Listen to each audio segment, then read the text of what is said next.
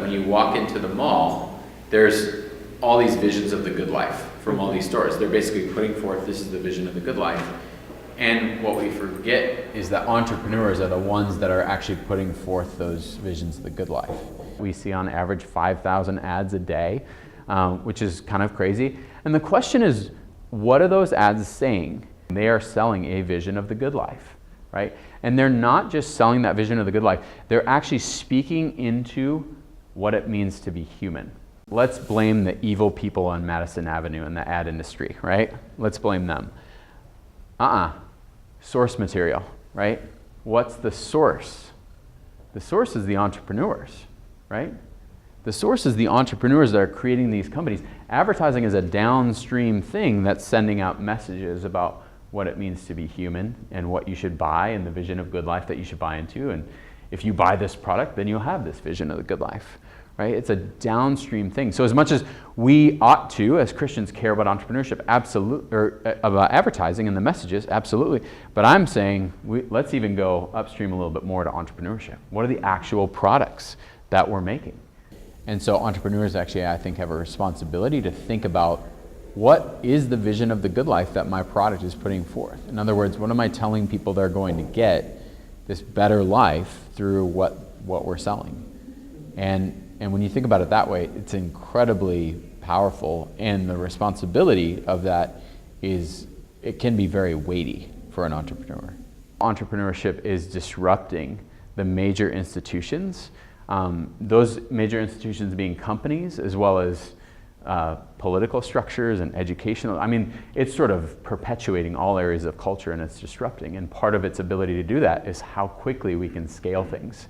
Jack Dorsey kind of summed this up, and he did an interview with Forbes magazine. I think he was on the cover of Forbes, and this is where the quote came from. But he said that the most efficient means to spread an idea today is a corporate structure. 200 years ago, it was something different. 100 years from now, it will be something completely different. So he's saying that not only do we have an opportunity to create new things, but those new things are going to send messages. The future of culture, we think, depends largely on the worldview of the next generation of entrepreneurs. If we don't step forward into this, that somebody else shapes the narrative is what happens.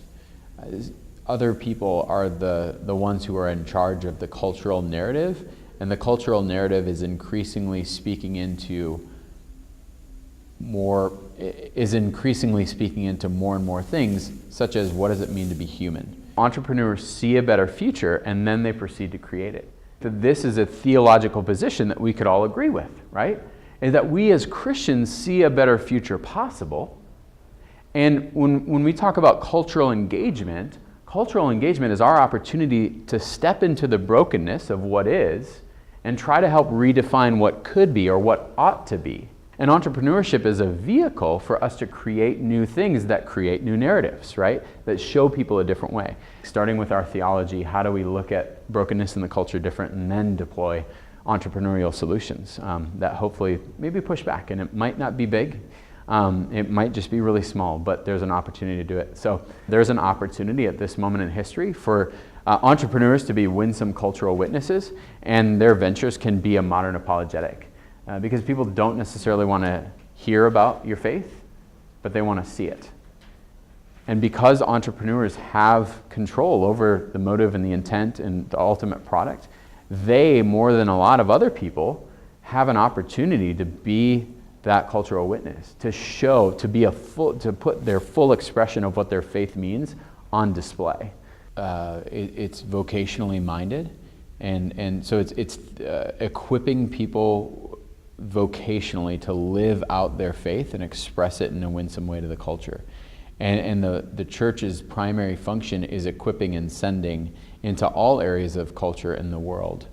And I think that would be a fundamental shift that would happen. And entrepreneurs, in a sense, need to lead the way because that's what they do, but they should bring people along with it, not leave the church behind. They need to bring the church along with it. There literally needs to be a whole new imagination for this kind of stuff.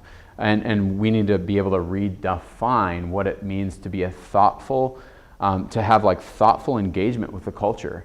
as a Christian in business. The gospel actually changes everything, so it changes how we look at it. Let's not just copy culture and then slap a Christian label on it. Let's actually reimagine culture. And in fact, I think that that's what we're sort of called to do, because we have our eyes set on a different kingdom. And we believe, of course, that the gospel is a transforming vision, and it literally sits at the center of who we are as humans. It reshapes and redefines who we are as humans, and then it reshapes how we view the culture at large. And those two things actually inform what we should do as entrepreneurs. So this is kind of the Venn diagram that demonstrates that. Our theology changes everything, and therefore we look at the culture, and specifically the brokenness in the culture, and ways that we could engage in the culture different. And then we think about how we can use our entrepreneurial resources, our intellect, our networks of capital and talent, and actually deploy them in service of things that sort of sit at the center of this, things that are close to God's heart. That's kind of my thoughts on entrepreneurship in this moment, and how we think it's sort of this new blank canvas for us to create new things and propose new ideas to the world through it.